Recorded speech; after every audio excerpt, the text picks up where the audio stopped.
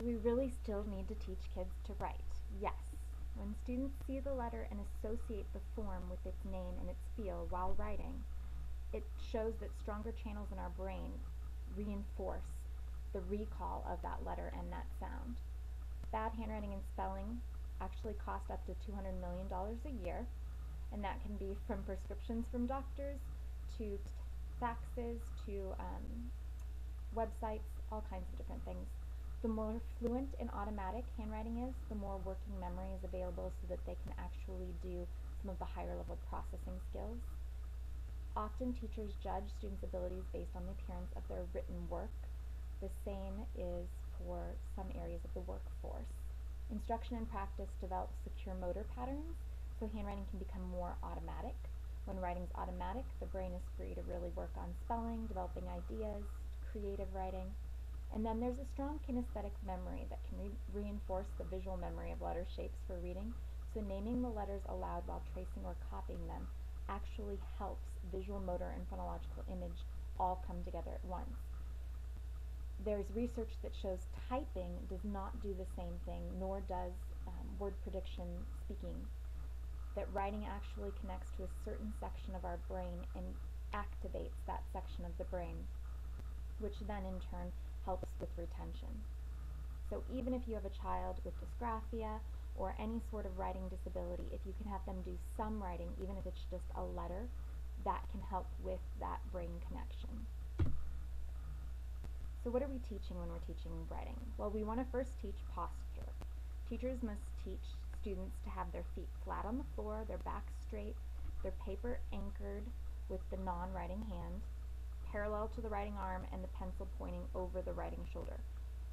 For students who are young, if you don't have those who've developed that grip or posture, you can often put paper on walls or have students write on walls or have students lay on the floor and write directly on the floor or on a clipboard that's on the floor.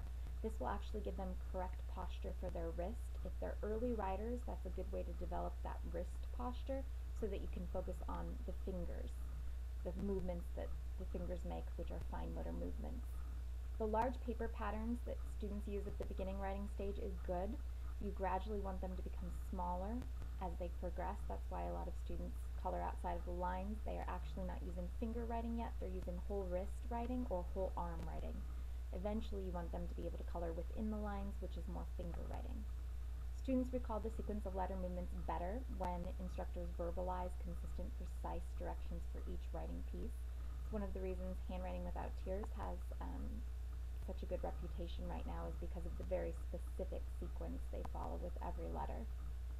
Students should be taught 5 to 10 minutes daily handwriting, and they should review difficult letter formations, making sure posture, grip, position of paper. I'm going to show you on your week where we are interactive some different things you can do to assist students with handwriting issues. Students should be instructed to write and then trace over each letter instead of writing a repeated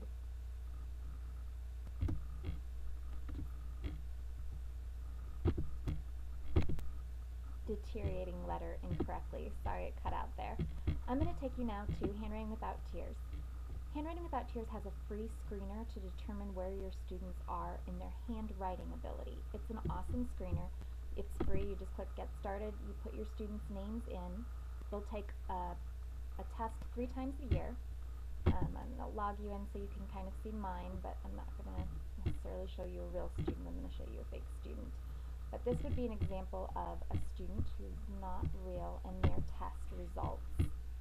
So in there, it tells them the score. What they were expected to get for kindergarten is the black line. Where they actually are is pink. It tests them in memory. That's their ability to remember how to form the letters. Orientation, that is where on the line, really with orientation, it's actually more of your reversals or non-reversals. Placement has to do with if it's above or below the line. And then sentence skills are your capitalization, your period. And then you get a total score. Depending on the age level, it will give you some different things for the different scores. Then once you get that, it'll give you what to do if they have any problems in any of these skills. Some remediation. It'll show you exactly what they scored incorrectly on and then how to remediate those specific skills. It's a great program. It's free to do the screener.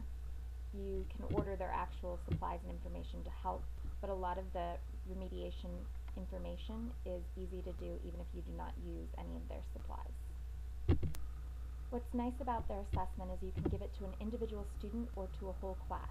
If you're giving it to a whole class, you do want to be able to walk around the room so that you can make notes on the assessment, such as who's using what hand as their dominant hand, if anyone's using a helper hand to assist them, and anything else that may give you insight into what's going on with that student. For example, are they looking up to the wall to kind of see how to actually write a specific letter, or are they able to do it automatically?